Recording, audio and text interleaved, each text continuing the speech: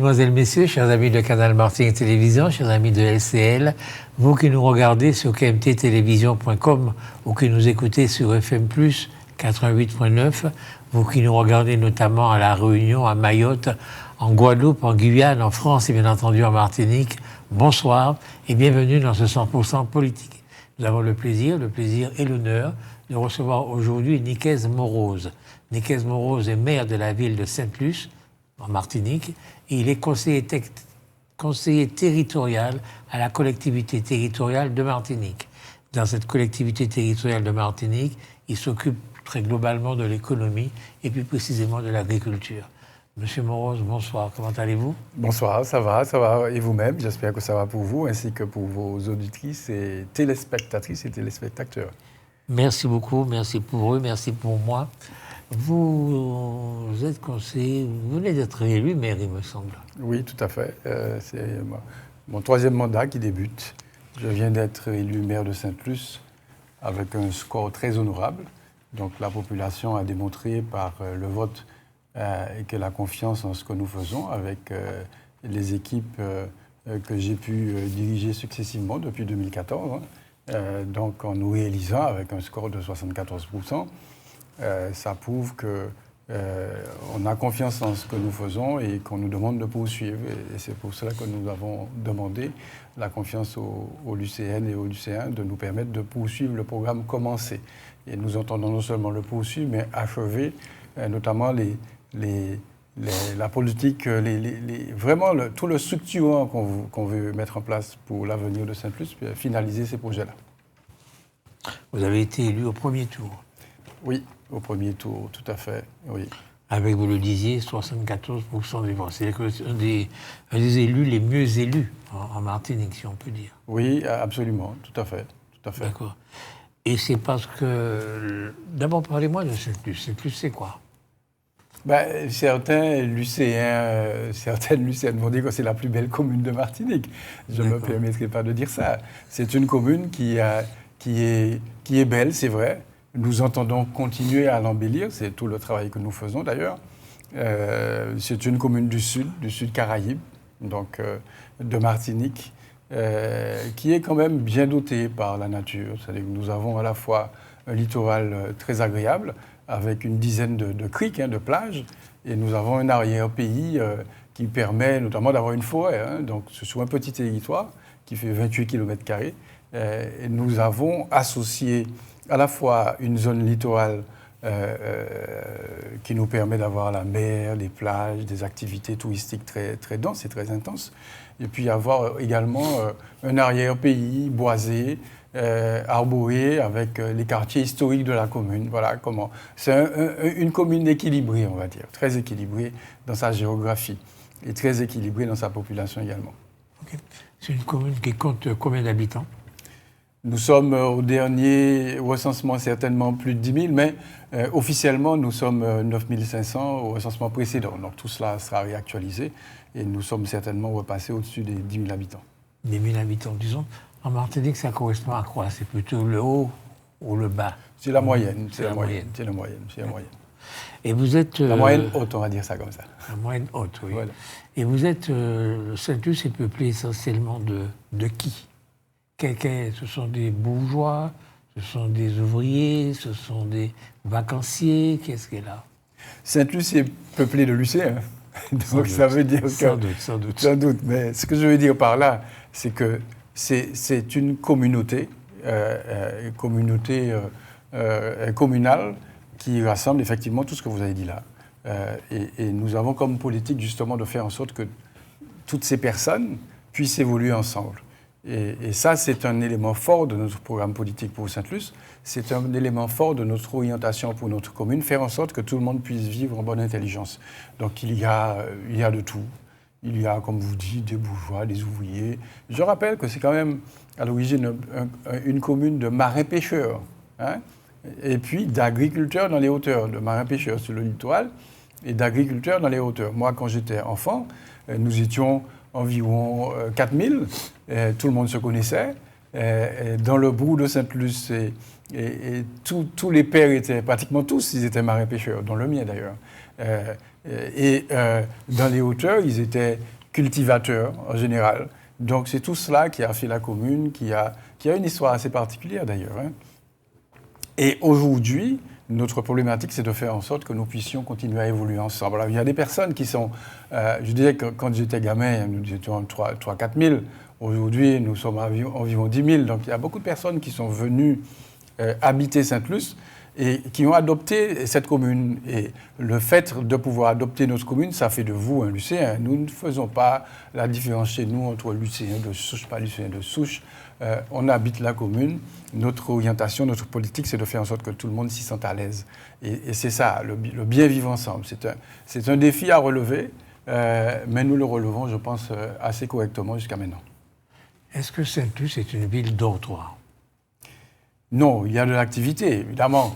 Il n'y a pas, vous savez, la conurbation Fort-de-France, Lamentin, Chelcher, Saint-Joseph, etc. Même à partir de Ducos, ça concentre beaucoup l'activité économique. Mais néanmoins, nous avons une forte activité économique dans notre commune. Hein.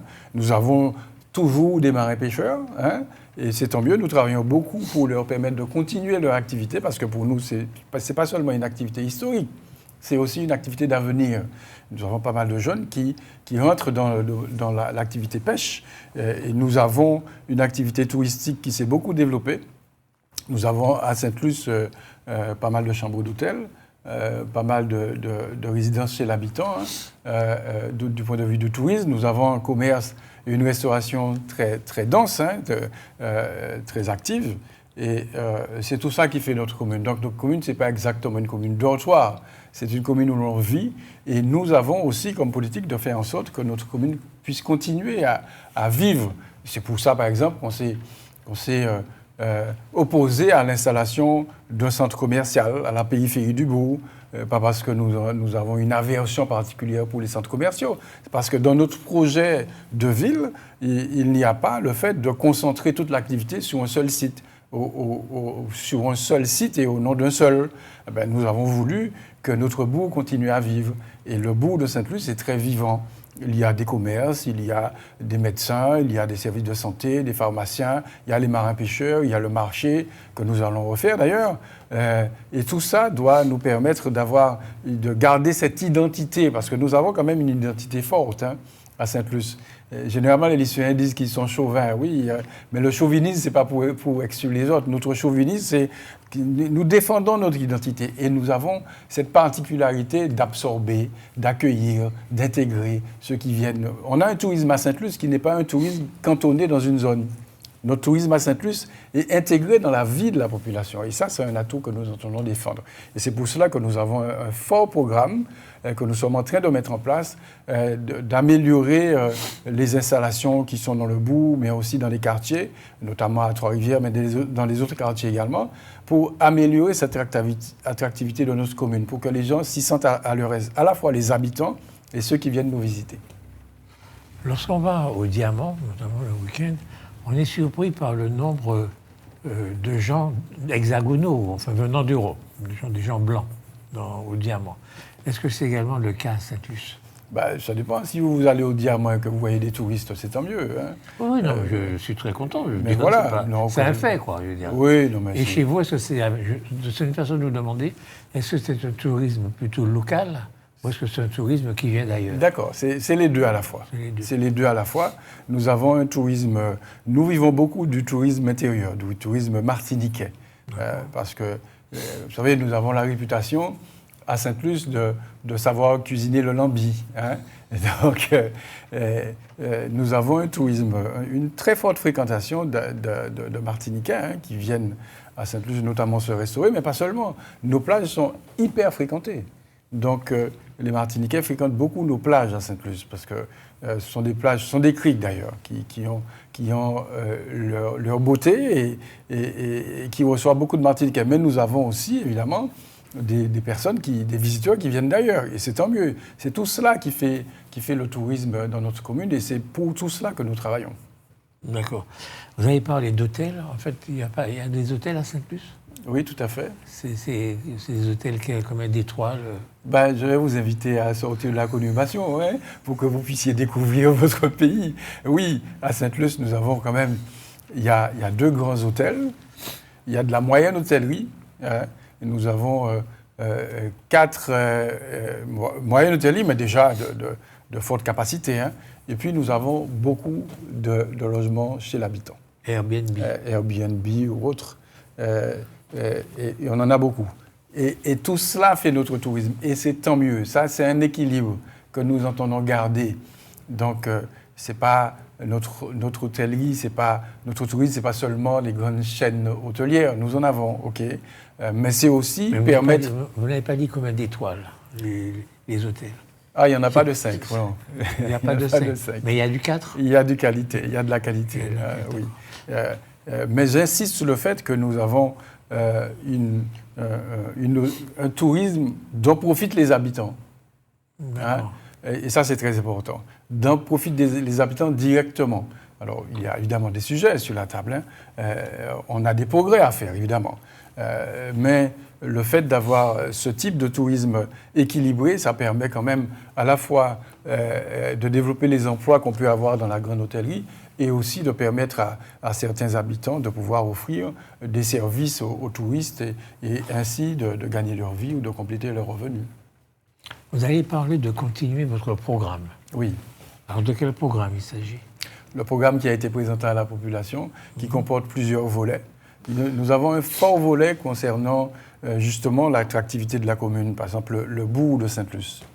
Le centre-bourg de Sainte-Luce sera très prochainement totalement accessible aux personnes en situation de handicap. C'est-à-dire que nous allons enlever tous les poteaux, tous les supports électriques, téléphoniques.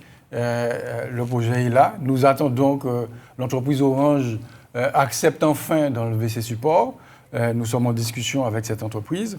On a fait déjà les installations avec le SPEM, l'Espace Sud pour le réseau d'eau potable, tout ça a été refait. EDF pour l'éclairage public. Et ça, c'est une ambition que nous avons, une très forte ambition que nous avons de faire en sorte que notre bourg soit totalement accessible. Nous referons tous les trottoirs accessibles aux personnes en situation de handicap. Et la plage de Corps-de-Garde, qui est une de nos plages, de nos principales plages, nous voudrions que cette plage soit handi-plage, accessible aux personnes en situation de handicap également. Donc nous avons ce type de projet. Nous avons le gros projet de réfection du bord de mer de Sainte-Luce, y compris le marché qui est dans ce projet-là. Projet sur lequel nous avons travaillé avec la population, parce que nous travaillons beaucoup quand il s'agit de projets structurants en réunion publique. Hein, nous demandons l'avis aux gens, à ceux qui veulent bien. Nous avons développé un projet qui nous semble correspondre à ce que souhaite la population, surtout qui garde la typicité du bord de mer de Sainte-Luce, surtout qui garde l'identité du bord de mer de Sainte-Luce. Ça, c'est très important. Donc, nous n'allons pas mettre du béton d'un bout à l'autre de la plage, nous n'allons pas faire de digues bétonnées d'un bout à l'autre de la plage. Nous allons réaménager la plage et nous allons travailler aussi en mer par la suite. Ça aussi, c'est en cours, notamment avec l'intercommunalité, pour pouvoir travailler sur la protection du littoral. Donc, nous avons ce projet qui comporte un nouveau marché, qui comporte également de nouvelles installations pour la pêche. On parlait de la pêche tout à l'heure. Et nous avons beaucoup travaillé sur Trois-Rivières. Et là, nous allons poursuivre et réaliser les installations que nous prévoyons dans le bourg de Sainte-Luce pour les marins-pêcheurs. Parce que la pêche, c'est l'âme de la commune. La pêche, c'est vraiment l'âme de la commune. Et nous allons devoir garder... Nous n'avons pas eu pour politique de tout sacrifier au tourisme. Non, le touriste doit pouvoir venir acheter son poisson, comme il le fait actuellement, aux marins-pêcheurs, du poisson frais. Et ça fait des échanges, ça crée des liens. C'est ça que nous voudrions. Et c'est dans cet aspect-là que nous travaillons. Donc notre programme est très orienté vers ce type d'activité, ce type d'orientation. Mais nous avons également un programme qui comporte des innovations. Hein. Par exemple, nous travaillons sur un nouveau quartier, carrément. Nous sommes propriétaires, j'en fais l'acquisition de haute lutte parfois, de terrains. Vous savez, on dit souvent, les maires vendent le pays à d'autres. Mais enfin, bon, je ne sais pas où est-ce que les gens prennent ça. Nous avons fait l'acquisition de terrains justement, en faisant en sorte que ce soit d'autres qui acquièrent ces terrains-là. Attendez, vous avez dit de haute lutte. De haute lutte, oui, tout à fait. De haute lutte, pas avec les points, évidemment. Non. De haute lutte, qui étaient vos concurrents? Des promoteurs. Des promoteurs privés, tout à fait. Promoteurs privés martiniquais. Martiniquais ou autres. Martiniquais et autres. Et autres. Tout à fait. Et nous avons récupéré en tout près de 5 hectares de terre. Au nez à la barbe de promoteurs privés, oui, tout à fait. Vous les avez récupérés, ils appartenaient à qui? On a payé, évidemment. Oui, bien sûr, ils appartenaient à qui? Il y avait un terrain qui appartenait à un privé, à une famille, et un autre terrain qui appartenait à l'espace sud, l'intercommunalité. Même là, il a fallu qu'on se batte, à l'époque. D'accord. Même là. Même en disant à l'intercommunalité, écoutez, vous avez un terrain dont vous avez fait l'acquisition pour construire votre siège, vous irez, vous avez pour projet d'aller construire, ce qui a été fait d'ailleurs, à Rivière-Salée, eh bien, on rachète. Même pour ça, il a fallu qu'on se batte. Donc oui. Est-ce que le terrain du privé, c'était un béquet? Pas du tout. Pas du tout, d'accord. Non, mais toutes les terres de Martinique n'appartiennent pas au béquet. Non, Non, pas du tout. Pas du tout. Je vous demandais quand même. C'était pas un béquet. Quand je dis de haute lutte, il a fallu être très persuasif, il a fallu être très à cheval sur les procédures, très offensif pour récupérer ces terrains. Eh bien, sur ces terrains, il y en a un sur lequel on va construire un nouveau quartier. C'est-à-dire qu'on ne s'est pas contenté de récupérer un terrain et puis on se dit on va jouer au promoteur privé, on va diviser en parcelles de 300-400 mètres carrés et puis chacun pourra construire. Non, c'est pas ce que nous avons fait. Parce qu'il y a déjà des gens qui habitent dans ce quartier-là, dans cette zone. Nous allons bâtir un nouveau quartier avec tous les standards actuels de respect de l'environnement, de respect du voisinage, de réponse à la demande d'habitat, mais de réponse aussi à la demande de services privés et publics. Donc nous sommes en train de travailler, ça a commencé depuis quelque temps déjà d'ailleurs, hein, nous sommes en train de travailler sur un nouveau quartier. C'est totalement nouveau. On ne s'est pas contenté de dire, bon, on a un terrain qu'on va vendre à un opérateur HLM. Non, il y aura du logement social, mais pas seulement. Il y aura un quartier dans lequel les gens pourront bien vivre en composant, en y mettant l'ensemble des éléments. Et puis sur l'autre terrain dont on a fait l'acquisition, surtout dans les hauteurs de Sainte-Luce. Et le premier, il est près de la mer? Pas très loin de la mer. Pas très loin de la mer, tout à fait. Pas très loin. C'est la côte ou pas? Non, ce n'est pas exactement la côte, mais c'est à 2 km de la côte, vous voyez. Donc, voilà. Et l'autre terrain qui se trouve dans les hauteurs, nous allons y construire le village des aînés. Oui. Pas seulement, c'est pas seulement un EHPAD, c'est pas seulement ça, c'est un village des aînés, c'est-à-dire que c'est un site où les aînés, qu'ils soient hébergés sur place ou non, pourront trouver, et la population du quartier également d'ailleurs, hein, pourront trouver des services, pourront trouver de l'activité, pourront trouver à s'héberger, pourront trouver à se soigner, pourront trouver à se remettre en forme, etc. Donc nous appelons ça le village des aînés. Et pour ça, il a effectivement fallu qu'on se batte, hein, mais bec et ongle, pour récupérer ce terrain-là. Vous savez, beaucoup de gens parlent sur les réseaux sociaux, etc., les maires. Mais là, quand on le fait, personne n'en parle. Hein. Pourtant, nous en parlons, mais personne ne dit que nous avons récupéré 1,5 hectare au nez et à la barbe de promoteurs parisiens. Personne n'en parle. Puisque vous savez, hein, les maires, c'est bien connu, ils ne font rien. Hein. Bon, voilà. Ils sont là pour ne rien faire, n'est-ce pas? Donc, je dis ça pour la boutade, évidemment. Hein. Ah mais bon, personne ne voit. Pas ça sérieusement. Mais non, mais... et comme on ne fait rien, vous comprenez? Mais quand on fait... C'est difficile d'en parler parce que ça gêne ceux qui occupent l'espace, notamment l'espace des réseaux sociaux, là, vous comprenez, où on raconte tout et n'importe quoi. Là, je dis et je prouve, chacun peut le vérifier, nous avons payé parce que nous avons les moyens de payer.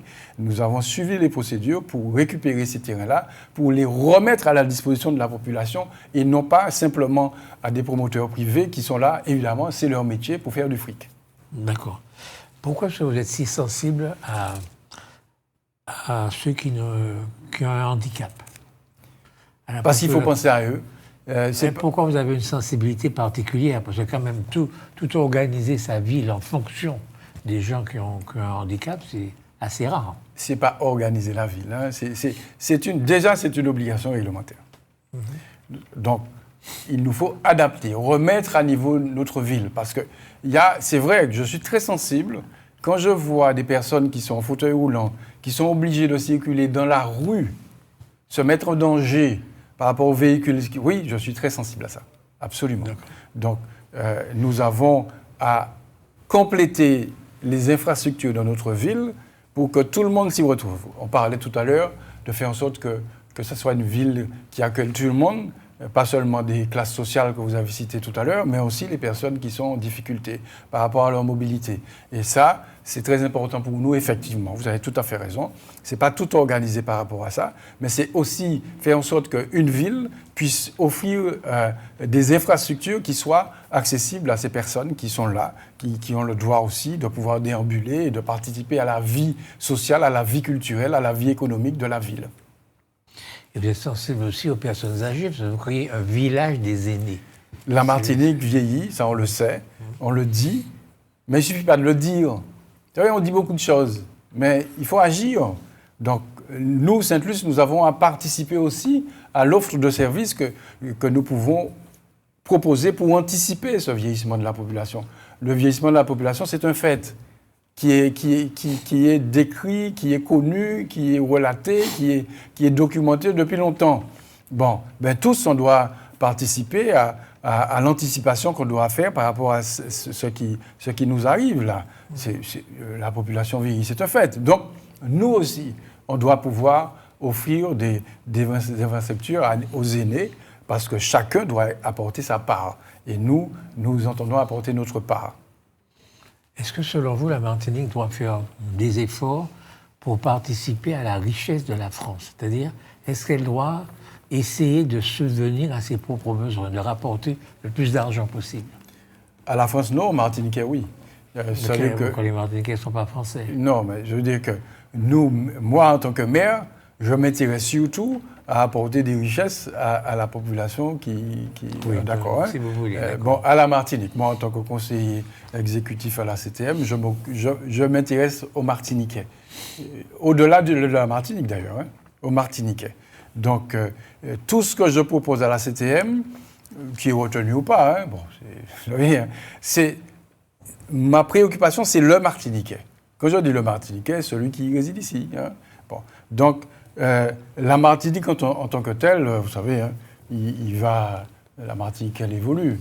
Bon, donc, ma préoccupation, effectivement, c'est de faire en sorte que dans les programmes que nous avons, que le Martiniquais se retrouve. Le Lucéen, en l'occurrence. On peut développer un tourisme en demandant à des grandes chaînes hôtelières de venir s'installer, etc. Mais vous avez vu comment ça se passe. Une fois qu'ils estiment que leur marge bénéficiaire n'est pas assez importante, eh bien, ils se cassent, ils vont ailleurs. En nous laissant, ça nous est arrivé. Donc, c'est bien d'avoir des grandes chaînes hôtelières qui souvent deviennent des opérations immobilières d'ailleurs, au bout du bout. Mais c'est tout aussi bien, tout aussi bien d'avoir un tourisme ou une activité économique, que ce soit la restauration, que ce soit la pêche, etc.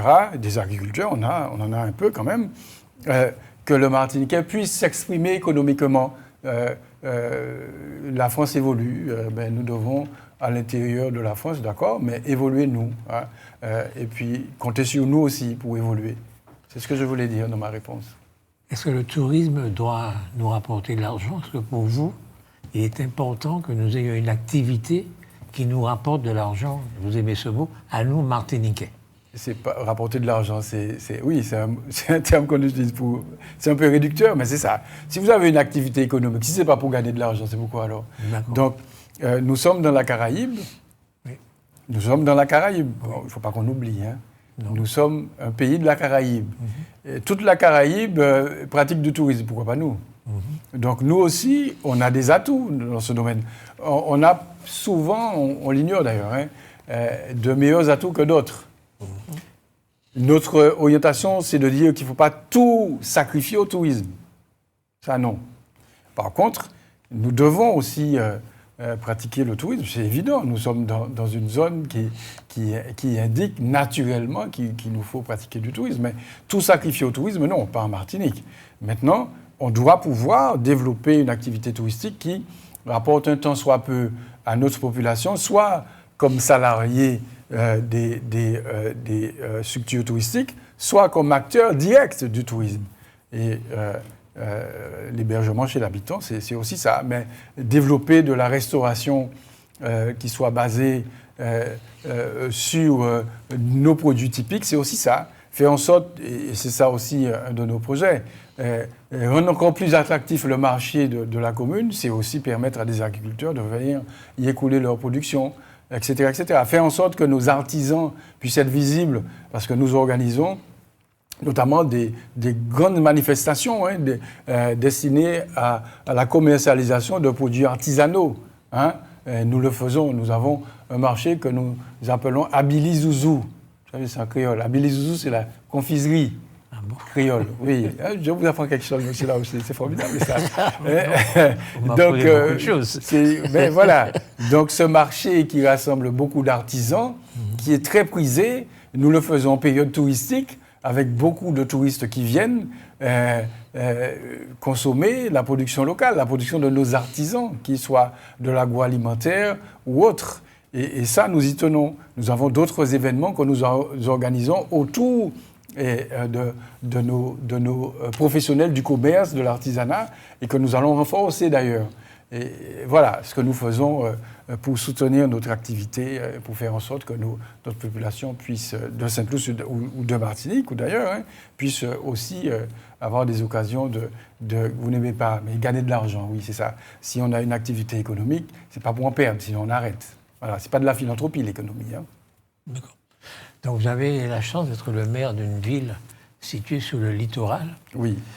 Et vous faites bien attention à ne pas bétoniser le littoral. Absolument. Et il y a un tas de villes, en France et dans le monde, où au contraire on bétonise le littoral au bénéfice des gens qui ont de l'argent pour les attirer et créer justement de la richesse. Ce n'est pas notre orientation. Ce n'est pas votre orientation. Non, du tout. Déjà, bétonner le littoral, c'est même plus possible. C'est plus possible avec toute la réglementation actuelle concernant les littoraux, concernant la réglementation, la loi sur l'eau, etc. Bétonner le littoral, c'est même plus possible. Et c'est tant mieux. Il y a d'autres choses qu'on pourrait faire, même ces gens... construire des immeubles. Oui, même ces gens... riches. Oui, mais les gens riches évoluent eux aussi. Pas quoi, peut-être qu'eux aussi n'ont plus envie d'habiter dans des immeubles de 10 étages sur le littoral. Ils ont envie d'une autre qualité de vie, les gens riches. D'ailleurs, peut-être que nous, en Martinique, on ne s'est pas organisé pour pouvoir proposer des produits à ces gens riches qui pourraient mieux dépenser leur argent. Ça, c'est vrai. Mais l'idée de faire des immeubles les pieds dans l'eau, les gens riches, maintenant, ils ont me semble-t-il, oui, ils ont d'autres attentes. Vous dites ça. Voilà. D'accord. Eux aussi, j'espère qu'ils sont aussi sensibles à la protection des paysages et des littoraux. Oui. Lorsque vous parlez de Sainte-Luce, est-ce qu'on parle d'une ville qui est riche, qui a de l'argent? La commune est bien gérée, oui. Oui. C'est pas ça ma question. Ouais, mais c'est vous ça avez ma de l'argent ou réponse. pas? Vous parlez de Sainte-Luce qui a de l'argent. Je vous dis qu'à Sainte-Luce... Vous, je sais que vous en avez, vous. Mais je parle de la commune. Je vous réponds, monsieur là aussi. Je vous réponds très poliment. Il y a à Sainte-Luce la commune et les habitants. Oui. Donc, je commence par vous répondre concernant la commune. Oui. C'est une commune excellemment bien gérée, d'accord? Donc, la commune n'a pas plus d'argent que d'autres, mais l'argent dont elle dispose est bien géré, d'accord? Ça nous permet de payer, par exemple, nos fournisseurs à 6 jours, record battu.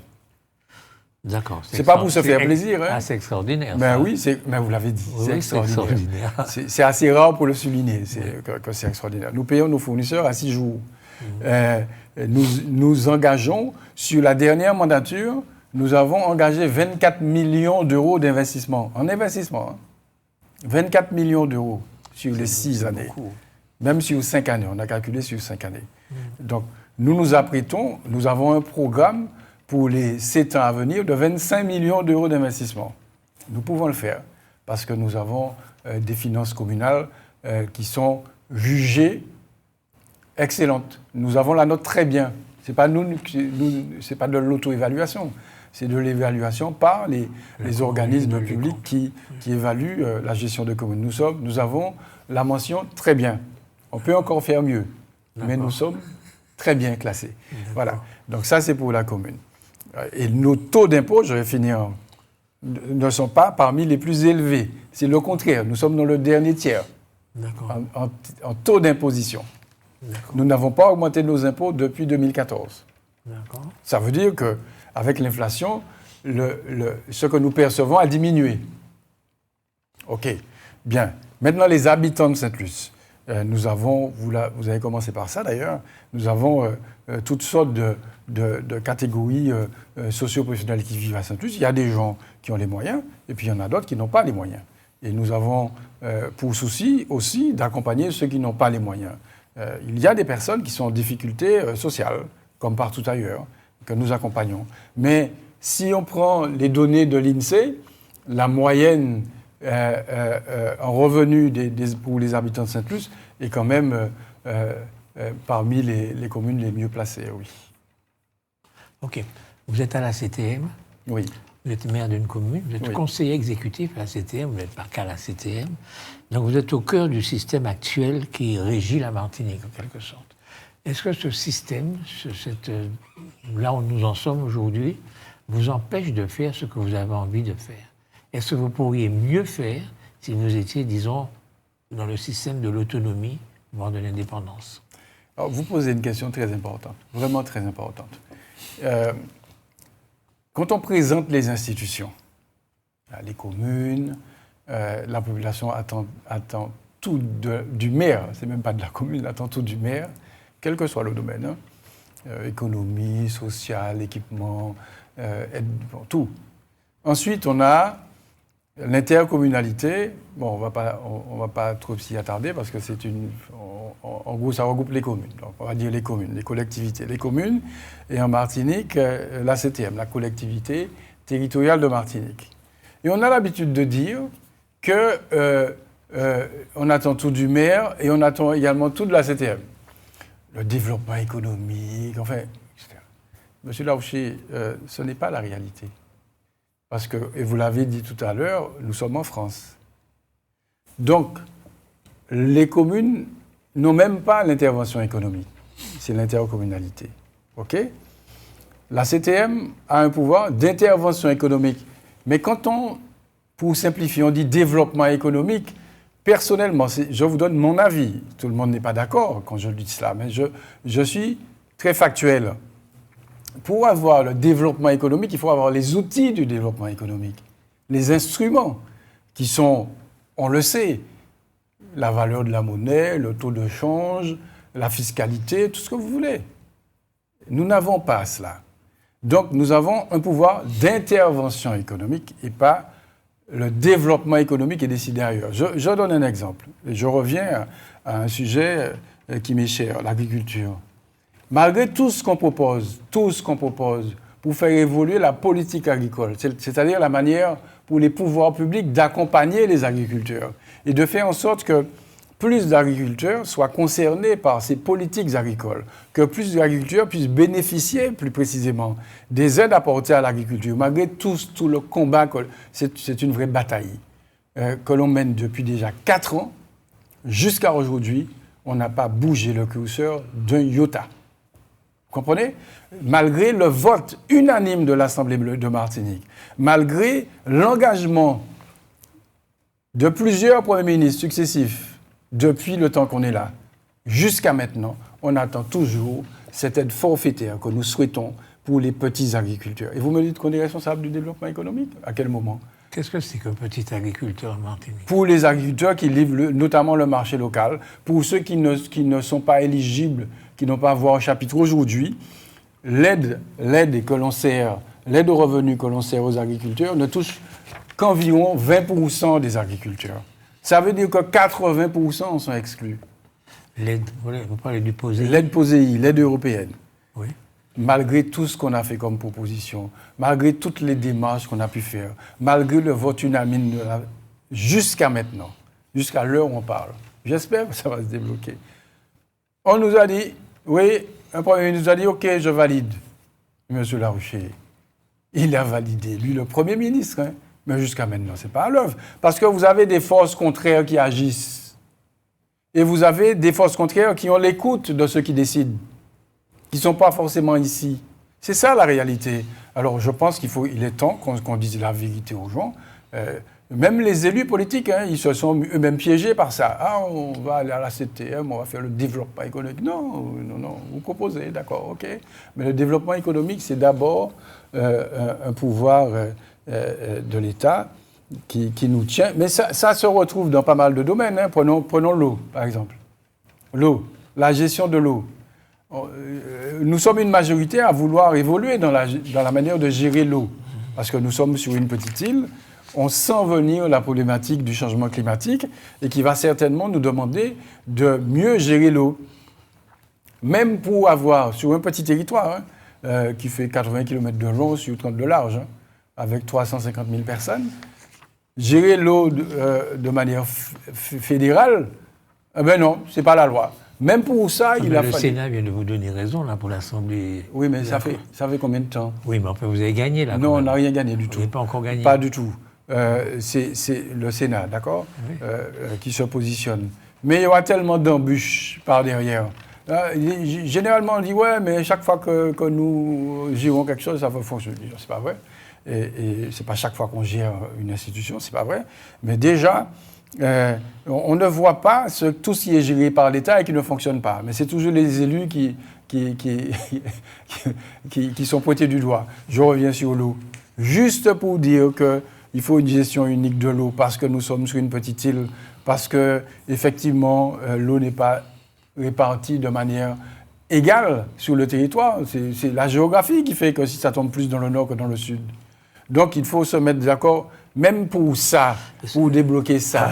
C'est des dossiers, il faut insister, il faut demander une habilitation, etc., etc. Mais je vous assure que quand vous êtes confronté à ça, même pour le projet de bord de mer qu'on a à Sainte-Luce, c'est un projet qui est finalisé depuis déjà près d'1 an et demi.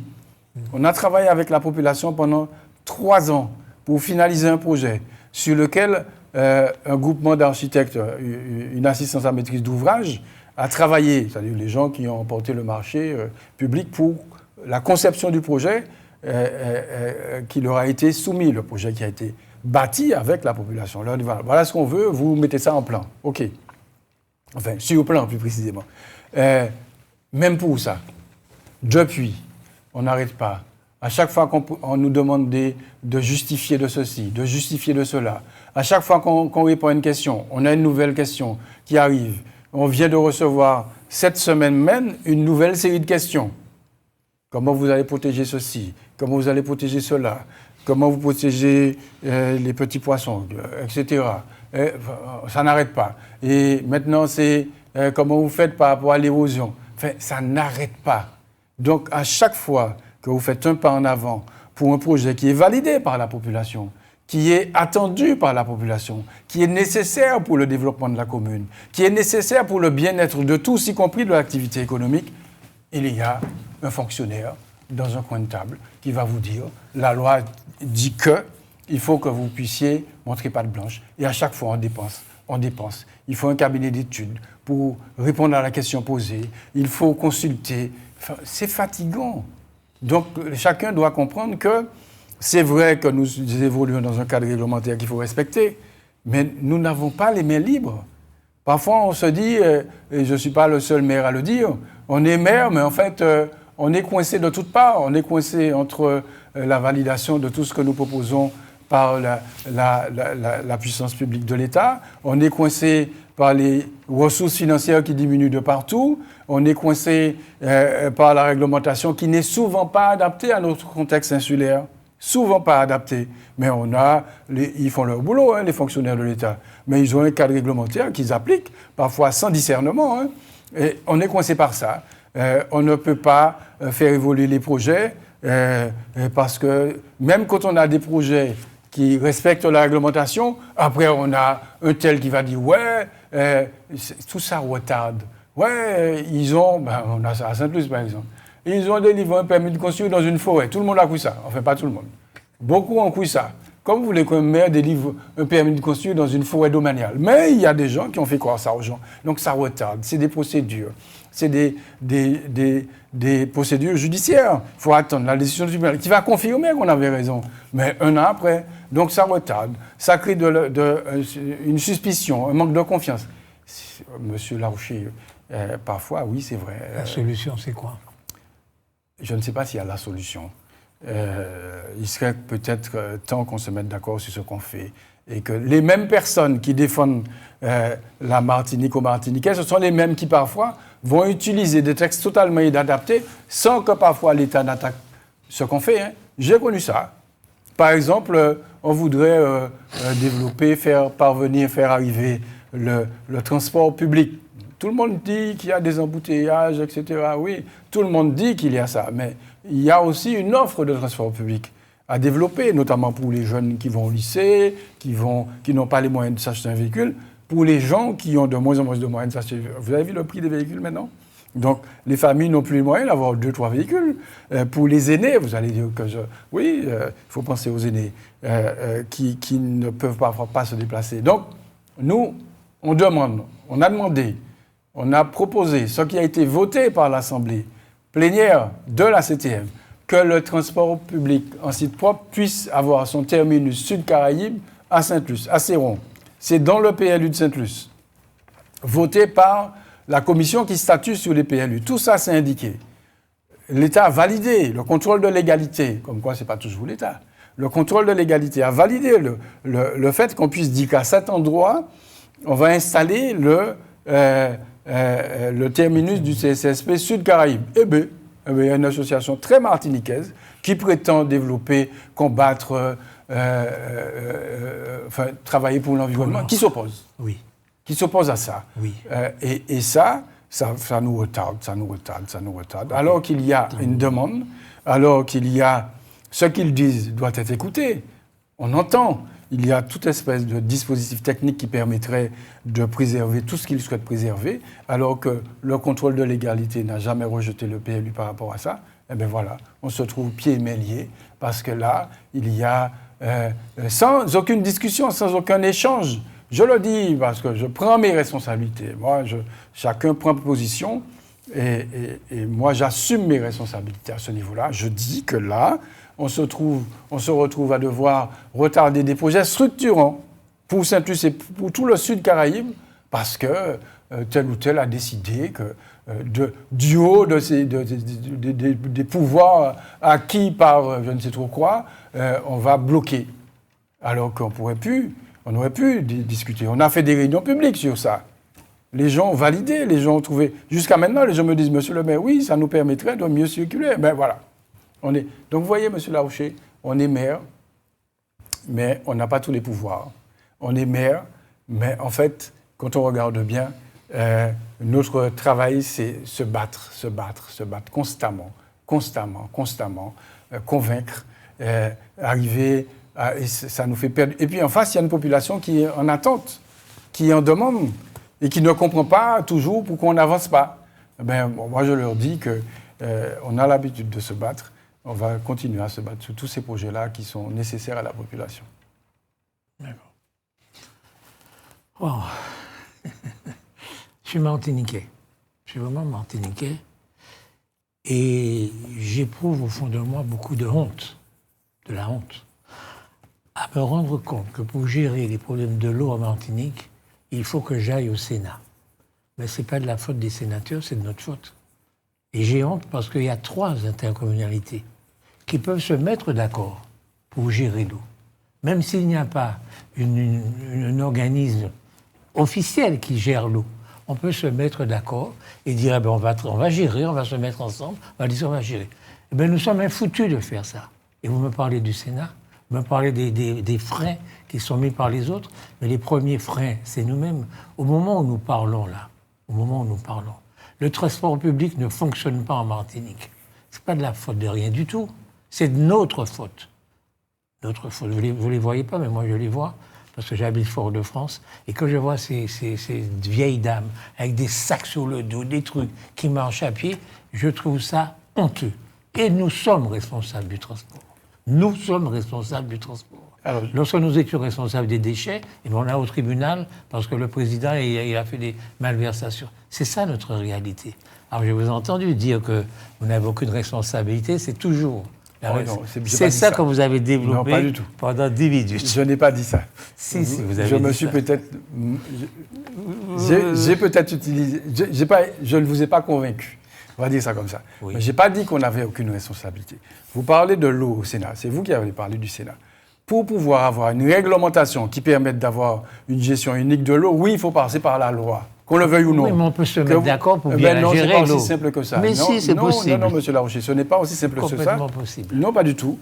C'est ce que vous dites et ce que vous faites croire à toute la population. C'est qu'il nous faut vraiment respecter la règle dans laquelle nous évoluons. D'accord ? La règle, à un moment donné, c'était les communes qui s'occupaient de l'eau. Par exemple, les communes, contrairement à ce que vous dites, les communes dans le Sud, prenons l'exemple du Sud, les communes dans les années 50 se sont mis d'accord pour créer un syndicat intercommunal qui s'appelait le SIXM.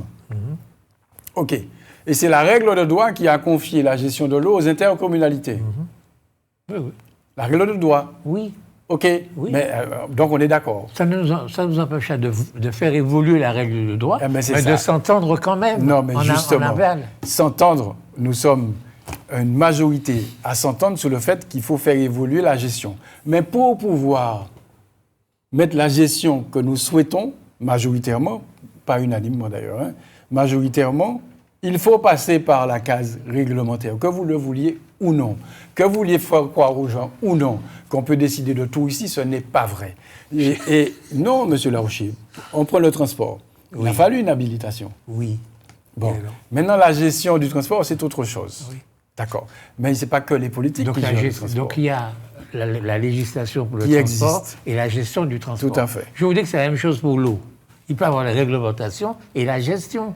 Nous sommes maîtres de la gestion. Non, nous gérons dans un cadre réglementaire. Donc, pour pouvoir, nous gérons dans le cadre actuel. Oui. Il y a l'espace sud gère sa part, la Cap Nord gère sa part. Et pourquoi on ne gérerait pas ensemble, non, mais tout simplement. La règle de droit, la règle de droit indique qu'il faut gérer comme ça. Ce qu'il faut faire évoluer, c'est le cadre réglementaire qui permettra ou non de gérer autrement. Mais pour pouvoir gérer autrement, il faut faire évoluer le cadre réglementaire. Arrêtez de faire croire aux Martiniquais qu'on décide de tout ici. Ce n'est pas vrai. Nous sommes qu'un département français, d'accord ? Voilà. Donc, nous évoluons dans un cadre réglementaire précis. Vous parliez de déchets. Parlons des déchets. Ce sont les intercommunalités qui ont la compétence déchets, qui ont décidé de créer un syndicat intercommunal. OK ? Bon, contrairement à ce que vous dites, c'est pas parce que... Enfin bon, bref, c'est ce qu'on a tenté de faire croire aux gens, qu'il y a eu une sombre affaire de véhicules, je crois, etc. Mais les fondements même, c'est pas ça. Hein. Le problème structurel ne vient pas de là. Le problème structurel vient de mon point de vue. Moi qui suis maire et siégeant à l'Espace Sud, et ayant siégé au SMDVD, que j'ai vite laissé d'ailleurs, hein, parce que j'avais pris conscience que c'était une structure qui était mort-née. D'accord ? Pourquoi ? Moi, j'aime pas perdre mon temps. Comment ? Pourquoi parce que la structure avait été mal dotée dès le départ. Dès le départ. Donc, c'était une très bonne idée, moi, je trouve, de créer parce que nous sommes sur un petit territoire. De créer le syndicat intercommunal de gestion et de valorisation des déchets. C'est une bonne idée jusqu'à aujourd'hui. Maintenant, dans la gestion au quotidien, ce sont des structures qui prennent du temps à se mettre en place et il faut vraiment une volonté politique. C'est-à-dire que c'est vrai, et là vous avez raison, on a tendance à créer des structures fédératives et à vouloir fonctionner malgré tout chacun de son côté. Voilà. Ça, mais vous avez tout dit. Mais non, mais je n'ai pas tout dit, justement. Je n'ai pas tout dit. Donc il faut vraiment la volonté, à la fois toute la gouvernance, hein, ce n'est pas seulement les élus, le personnel aussi. Hein. Oui, bien sûr. Parce qu'il ne faut pas oublier le personnel aussi, parce que chacun veut garder ses habitudes. Et dans le long terme, c'est la même chose. C'est la même chose. Vous savez, les élus, ils ont bon dos. Hein. Ils ont leur part de responsabilité qu'ils assument. En tout cas, moi, pour ce qui est de ma part, j'assume là où je dois assumer. Maintenant, toutes ces structures que nous mettons en place, qui sont nouvellement créées, vous croyez que le transport, vous parlez beaucoup de France, le transport public dans la région, dans l'Île-de-France, a été mis en place du jour au lendemain ? Croyez-vous cela? Vous croyez? Ça? Non, mais je vous le dis. Il faut qu'on cesse de faire croire aux Martiniquais qu'ailleurs tout est bien, ici non. Jusqu'à aujourd'hui, ils discutent encore. Hein? Entre la RATP, la région Île-de-France, enfin, etc. Jusqu'à aujourd'hui, ça discute. Donc, jusqu'à aujourd'hui, nous allons devoir faire évoluer. Si ceux qui sont là jusqu'à maintenant, qui ont mis les choses en place et qui ne donnent pas les résultats que l'on souhaite, effectivement, le SMTVD pour les déchets a été créé en 2014, je crois. Hein. C'est assez récent. D'accord? Donc, il y a toute une culture à mettre en place. Donc, nous ne sommes pas au niveau, quoi. Non, mais ce n'est pas une question de niveau, nous sommes des humains. Et nous devons faire évoluer. Non, mais attendez, mais ça, je pense qu'il faut qu'on se le dise. Les choses évoluent avec de la volonté de part et d'autre, à la fois des responsables élus, du personnel et aussi de la population. OK? Je peux parler de l'ACTM. Hein. Vous croyez que Conseil général, Conseil régional, tout ça a collé tout de suite pour construire l'ACTM du jour au lendemain? Non. C'est un travail qui a commencé, qui ne va pas finir là. Hein. Ça prendra. Mais oui, chacun, mais bien sûr, mais c'est normal, c'est humain, M. Larcher. Si vous fusionnez votre télé avec une autre télé, vous croyez que du jour au lendemain, tous les salariés vont travailler ensemble, la fleur au fusil, la bouche en cœur? Oui. Ah bon, d'accord, oui, vous êtes fort alors. On devrait vous désigner président de je veux dire, c'est précis. Je veux dire, c'est possible. C'est absolument possible. Moi, je vous dis que l'humain, c'est le centre de tout et que le temps doit travailler pour qu'on puisse... Mais seulement, il ne faut pas lâcher. Il ne faut vraiment pas lâcher, c'est ma position personnelle. Le syndicat de gestion commun des déchets, on ne doit pas lâcher l'affaire. Il faut continuer, il faut insister jusqu'à ce qu'on puisse véritablement avoir une gestion commune des déchets et avoir une gestion plus offensive d'ailleurs. Vous savez, là, jusqu'à maintenant, pour caricaturer un peu, hein, on met nos déchets dans des trous. Bon. Maintenant, il y a d'autres possibilités avec, à la clé, la possibilité de développement économique, de croissance économique d'ailleurs, hein, de traitement des déchets. On doit insister, malgré les difficultés qu'il y a eu jusqu'à maintenant concernant cette affaire, nous devons insister et faire en sorte que nous puissions plus vite encore, c'est vrai, avec une volonté plus affirmée, faire en sorte que les déchets, nous sommes sur une petite île, ce n'est pas une mince affaire. Les déchets sur une petite île ne peuvent pas être gérés comme sur un continent. Vous savez, vous êtes à Marseille, enfin, je dis ça comme ça, hein, on va prendre une autre ville pour que les Marseillais ne se sentent pas concernés. Peu importe, vous avez une ville de province, vous avez à traiter vos déchets, vous mettez tout ça dans un camion ou dans un train de marchandises, ça ramène vos déchets à 500 km. Ici, non. Donc, c'est un autre défi qui est autrement plus difficile à gérer. Nous allons pouvoir le faire si nous avons la ferme volonté de le faire, élus et salariés. Et oublier un peu chacun nos petits intérêts personnels, élus et salariés, population aussi, parce que la population a sa part de travail à faire. Hein. Produire moins de déchets, ne serait-ce que ça. Vous voyez, chacun, on a affaire. Jusqu'à maintenant, l'un accuse l'autre, l'un pointe du doigt de l'autre. Nous sommes collectivement responsables, élus, salariés, producteurs de déchets, importateurs de toutes sortes de produits ici, d'emballages, etc. Hein. Nous payons l'écotaxe. Ça sert à quoi, dites-moi? J'ai le sentiment que l'écotaxe sert surtout à financer des opérations de communication. Je vous le dis. Je vous dis ce que je pense, ce que j'ai constaté. Hein? Par exemple, nous, à Sainte-Luce, on a mis en place, sur nos propres moyens, une opération, un autre mot créole que je vais peut-être vous apprendre, au bijoule. Non, ça, je connais. Ça, vous connaissez. Oui. Excusez-moi, je parle créole quand même. Je sais, je vous taquine. J'aime bien vous taquiner parce que vous me taquinez également. Donc ah non, je ne vous taquine pas, je suis sérieux. Au bijoule, il y en a qui ont pris cette idée, qui ont appelé ça caïnette, tout ce qu'ils ont voulu. Hein. Bon, bref. Mais nous avons fait ça depuis des années déjà. On proposait aux habitants de ramener leurs déchets. C'est une opération très lourde à mettre en place. Très, très lourde. Bon, nous sommes tombés sur une difficulté pour l'espace sud de gérer les encombrants. Nous sommes situés à l'espace sud pour pouvoir le faire. Mais ça coûte à la commune. Ça coûte aux communes en général. Donc, c'est un sujet qui est collectif. C'est un sujet qui doit être traité en bonne intelligence entre les responsables de ces structures-là, les salariés, qui sont très volontaires d'ailleurs, hein, la population qui doit aussi se poser la question de sa production de déchets, les importateurs qui nous importent tout et n'importe quoi à longueur de journée, ça arrive dans un conteneur, on met un rayon et on vend. Et après, on nous dit oui, les entreprises s'organisent. Attendez, franchement, il faudrait qu'on se mette d'accord sur non pas l'utilisation des fonds qu'il y a pour que chacun continue à faire ses affaires dans son couloir, mais pour connaître ces moyens-là collectivement, ensemble, pour qu'on puisse avoir une véritable offre de services de gestion et de traitement et de valorisation des déchets en Martinique. Ça peut rapporter de l'argent. D'accord. Il n'y a pas de planification, vous n'êtes pas capable de faire une planification. Mais bien sûr, bien sûr. Mais j'ai jamais vu. Intéressez-vous à ça. Mais non, il y a vraiment une planification pour l'élimination des déchets en Martinique. Absolument. Il y a des plans qui existent, qui sont votés par la CTM, qui sont validés par le SMTVD. Il y a tout ça. Hein. Il y a des plans sur tout. Et ils ne sont pas mis en action. Mais on n'en parle même pas. Ah, quand même. Oui, les plans, je vous ai déjà dit mon aversion. C'est parce que je vois. Qu'est-ce que vous avez dit là? Les plans. Oui. Les plans. Ce qui compte pour moi, c'est l'action. Vous m'avez dit votre aversion. Vous avez employé ce mot-là. Oui. Vous n'aimez pas les plans. Non, c'est pas ce que je dis. Je dis l'idée que tout descend du plan, je ne partage pas. Tout dépend de l'action. L'action. Oui, mais pas du verbe, de l'action.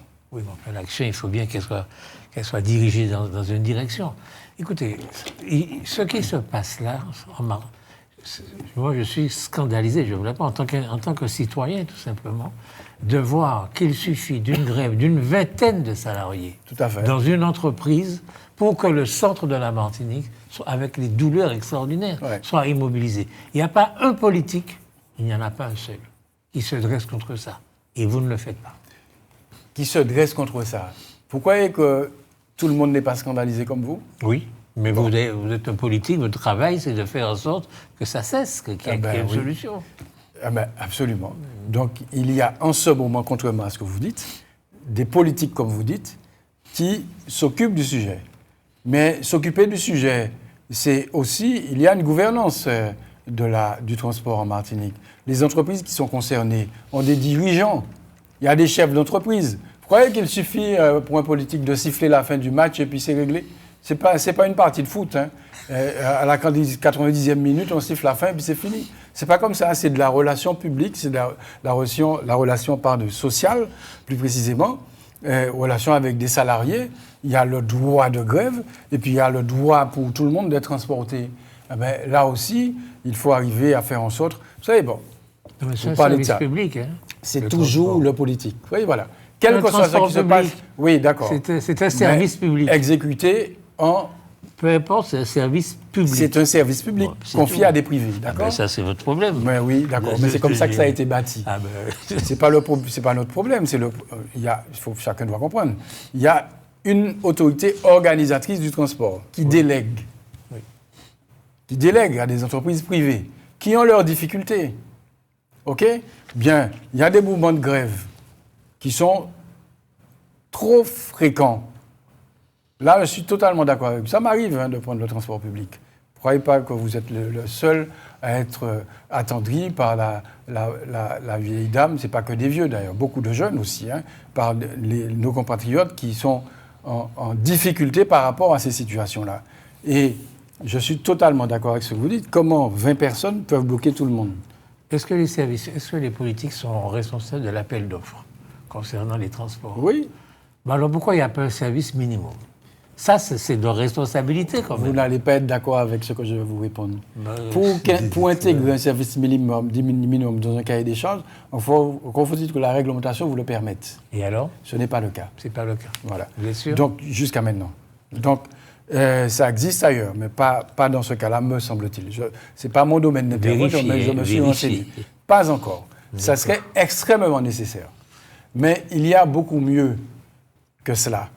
Le service minimum, OK, par exemple, moi, dans les écoles, aujourd'hui, à Saint-Luce, il y a la grève des enseignants. Nous avons un service minimum que nous mettons en place. La réglementation le prévoit.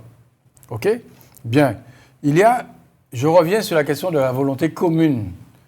Il y a à faire en sorte que nous puissions... On a un cadre global du transport qui s'applique à nous. Mais on a beaucoup de petites entreprises de transport. De petites entreprises de transport qui exécutent, qui s'occupent d'une ligne, de 2 lignes, de 3 lignes, enfin, j'en sais rien. Encore une fois, ce n'est pas mon domaine d'intervention, mais je cherche à comprendre. Qui parfois se retrouvent en difficulté, y compris financière. OK? Parce que le cadre n'est pas forcément adapté à ce type d'entreprise. Et nous sommes très attachés à faire en sorte que les petites entreprises puissent continuer à travailler. Bon, et ça, c'est important. Mais encore faut-il que l'environnement global puisse être favorable à cette orientation. Je ramène ça à des chantiers que nous avons parfois dans les communes.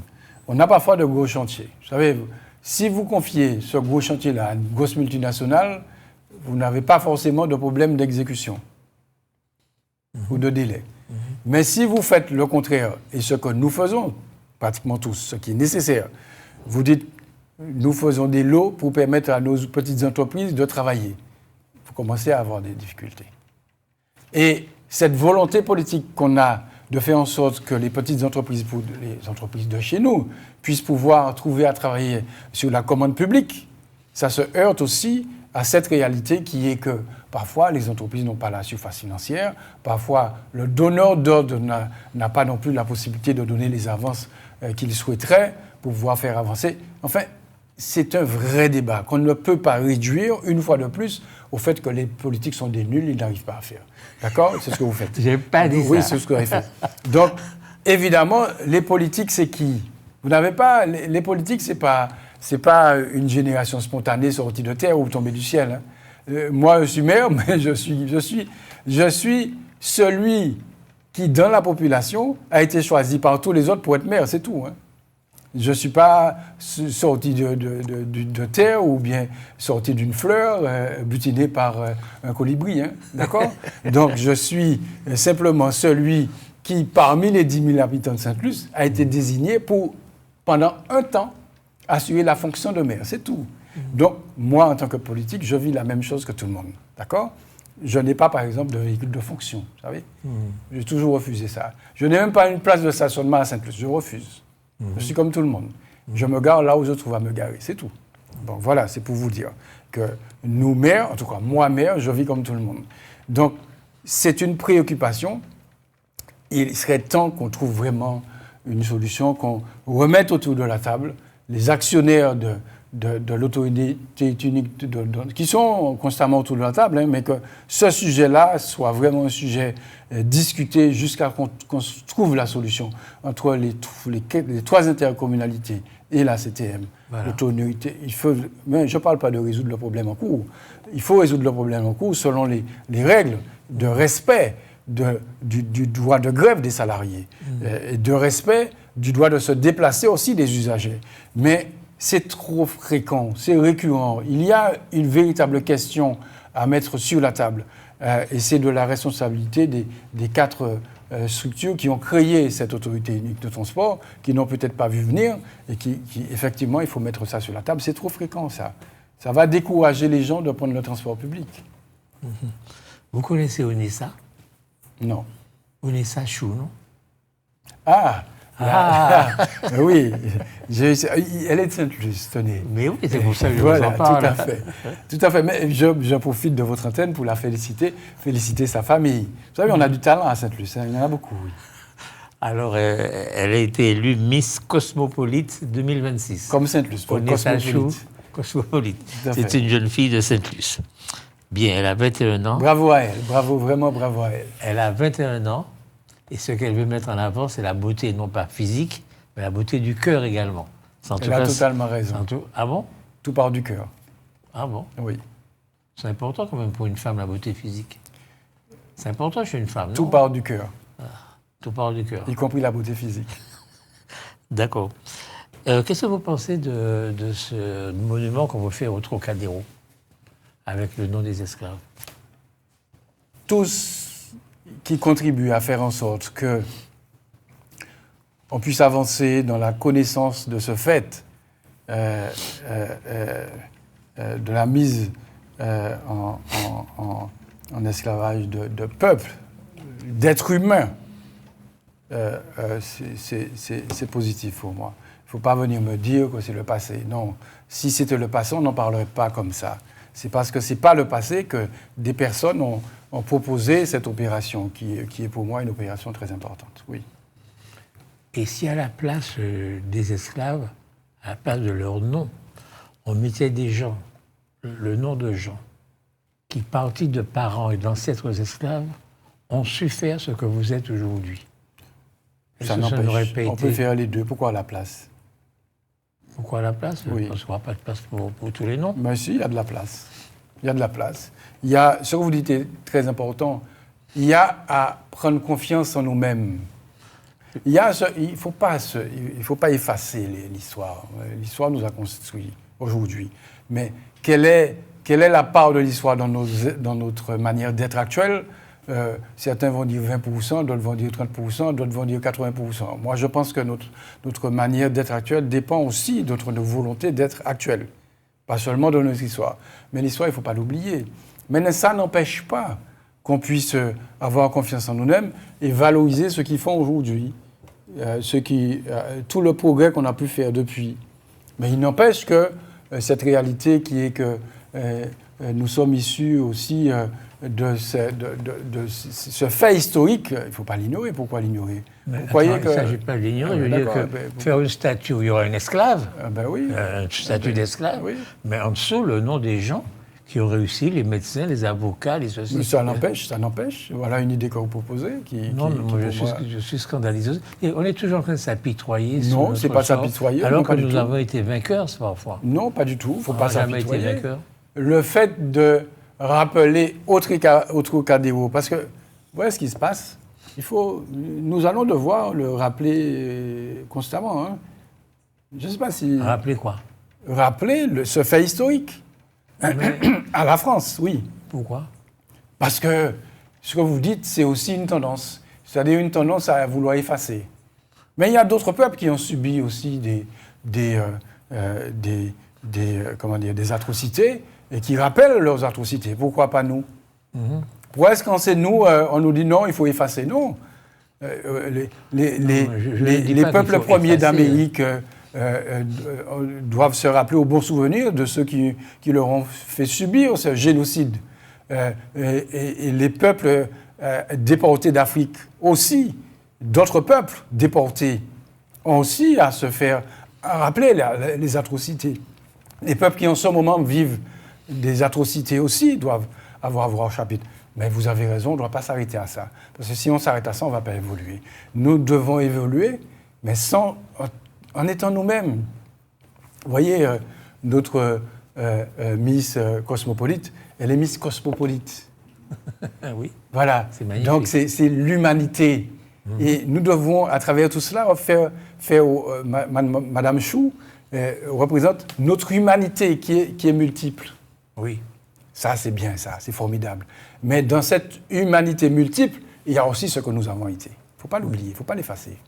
Nous ne disons pas qu'il faut l'effacer, nous disons que nous sommes grands. Parce que malgré ce triste sort que nous avons eu, nous avons su nous en sortir et devenir ce que nous sommes aujourd'hui. Absolument. Et donc, lorsque le Français nous regarde, nous devons lui dire, oui, nous avons su faire ça. Alors que si nous ne lui disons que ça, que nous avons été esclaves, et puis on s'apitoie sur notre sort, réparé, etc., moi aussi, ça me choque. Ça ne parle pas de réparation. Hein. Là, c'est pas la question. Hein. Là, c'est la mémoire. C'est pas pareil. Oui, donc, la mémoire s'accompagne toujours de réparation. La preuve, c'est que ce qui a été voté là, à l'ONU demande à la fois qu'on se rappelle et puis qu'on répare également. Vous avez suivi ça? Oui, tout à fait. Le gars du Ghana, c'est le Ghana. Oui. Il souhaite qu'on se rappelle, qu'on demande réparation, quoi, je veux dire. Oui, mais ce qui est significatif, c'est face à cette demande, on voit toujours les mêmes qui s'opposent. Voilà. Donc on n'y est pas encore. Donc il va falloir continuer. y compris les pays européens, continuer à faire en sorte que nous puissions, que ces peuples qui ont mis d'autres peuples en difficulté puissent reconnaître tout simplement. Peut-être que le jour où on va arrêter d'en parler, c'est le jour où on aura le sentiment que ça c'est reconnu par les autres. Ils disent, OK, on l'a fait. Voilà. Mais jusqu'à maintenant, ce n'est pas le cas. Mais là où vous avez raison, c'est que pour nous-mêmes, il ne faut pas qu'on s'arrête à ça.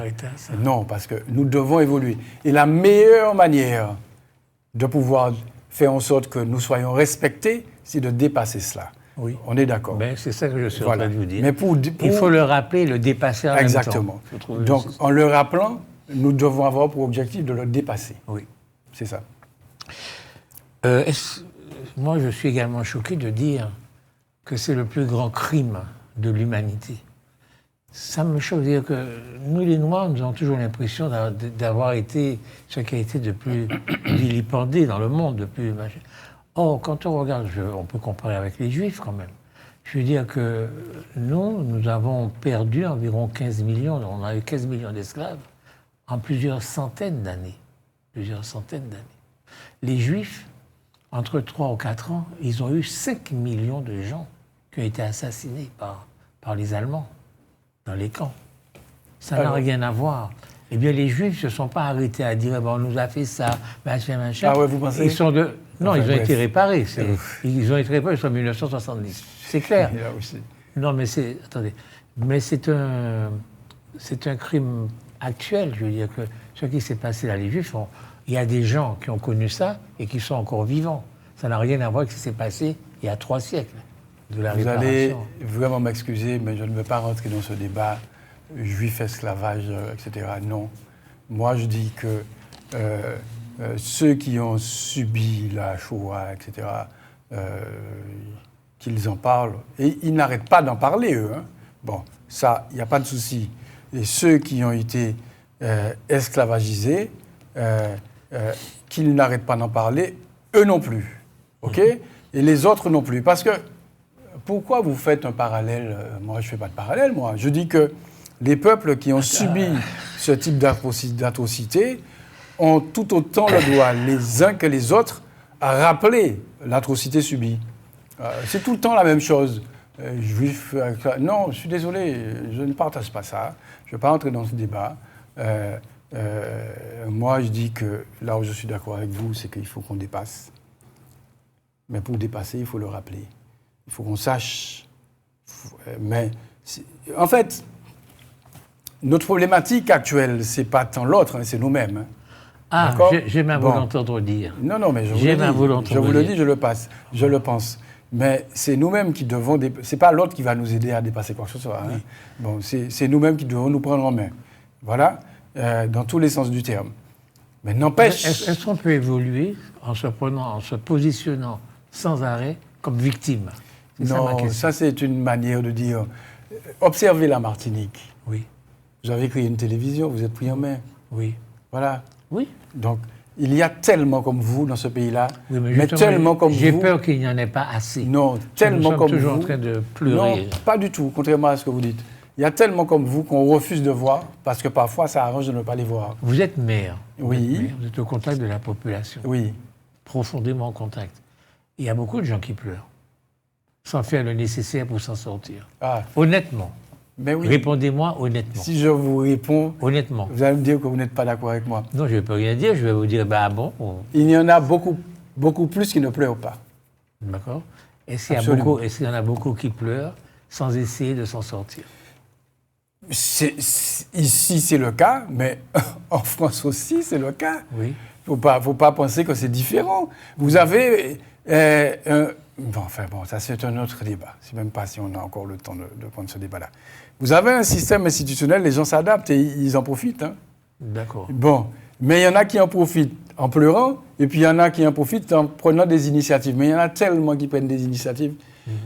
Ils sont là, il faut juste les voir. Votre télévision doit pouvoir mieux les montrer encore. Il y en a beaucoup qui prennent des initiatives.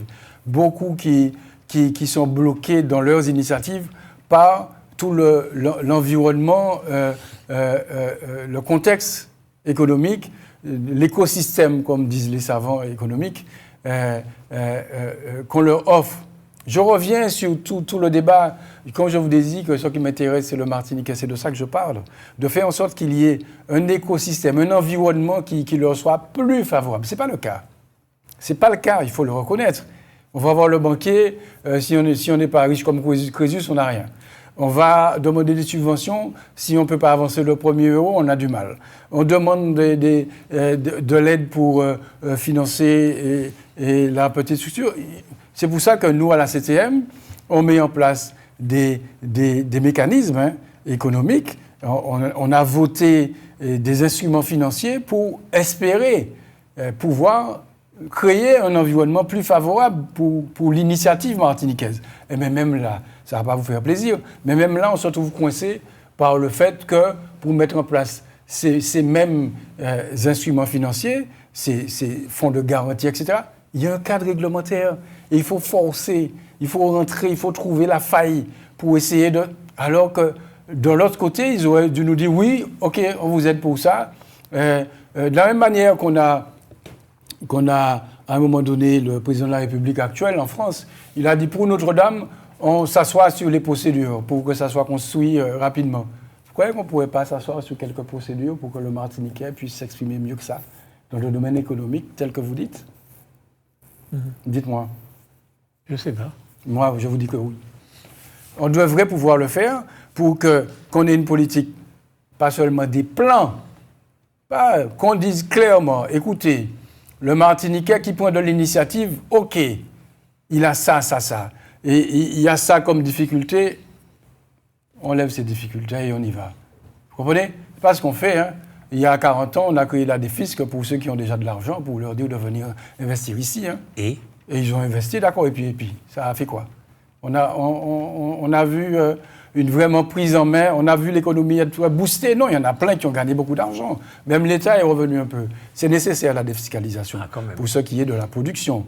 Mais vous avez vu tout ce qu'on a dépensé en argent public, les bateaux, les patati patata.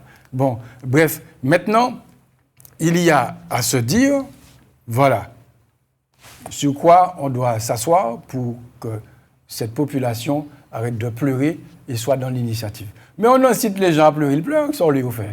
Mais attendez, écoutez, mais franchement, si on leur disait, voilà, c'est un autre contexte qui vous incite, qui vous accompagne, qui vous booste, on prend le risque avec vous.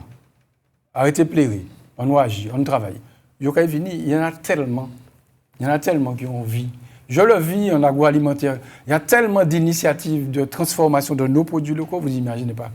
Mais ces entreprises qui sont de petite taille, de très petite taille, se retrouvent souvent en difficulté. Il faut lever toutes les contraintes. Ce qu'on a essayé de faire quand on a mis en place les nouvelles mesures de fonds européens, on est allé au maximum de ce que nous permettent les réglementations nationales et européennes pour les avances aux entreprises. Mais c'est la CTM qui en assume le risque. Hein.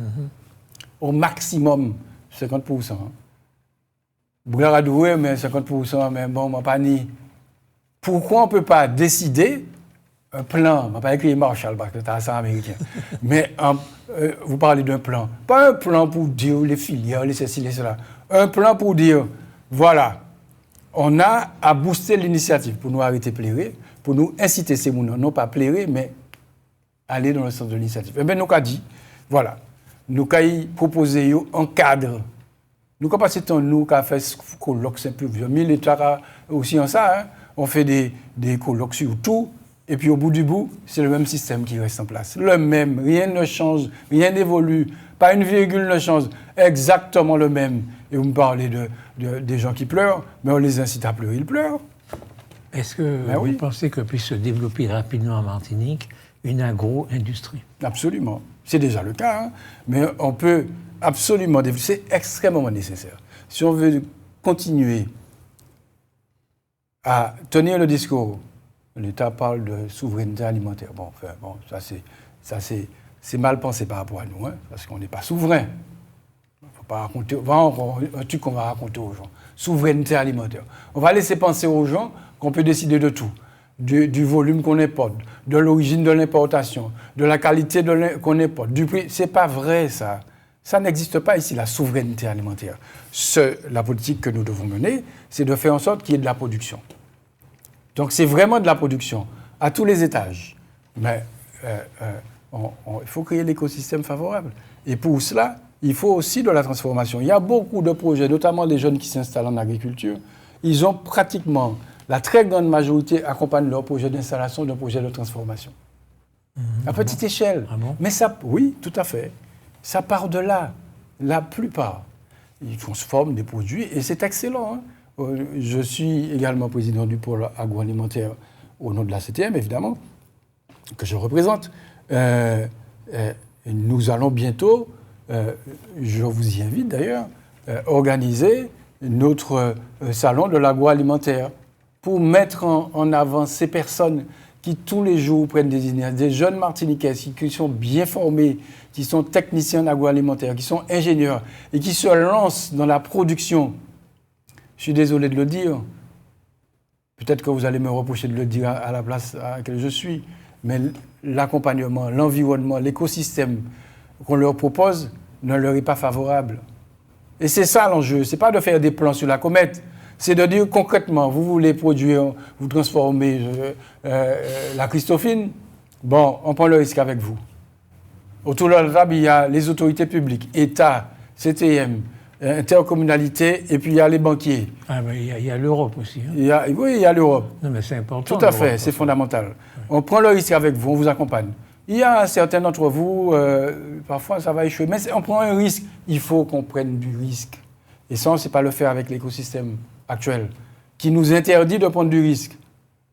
Parce qu'il faut montrer patte blanche, il faut ceci. Donc, on sert toujours les mêmes. Est-ce que les jeunes que vous rencontrez sont prêts à prendre des risques? Parce que, bon, prendre des risques, c'est pas... Comment? Je n'ai pas le sentiment. Ben voilà, donc il faut avoir une culture du risque aussi. Tout à fait. C'est pas évident. Hein. Vous parlez des porteurs de projets? Oui. Ah non, eux, ils sont prêts à prendre des risques. Ah non, mais eux, ils sont dans le risque en permanence. D'accord. Vous imaginez un jeune Martiniquais qui s'est bien formé à l'agroalimentaire et qui laisse sa belle petite place dans une entreprise multinationale et qui vient pour travailler sur un produit dont il ne connaît pas le succès ou pas, il ne prend pas un risque sur celui-là. Ça existe. Mais oui, monsieur Larouché. D'accord. Il faudrait qu'on aille les voir ensemble. D'accord.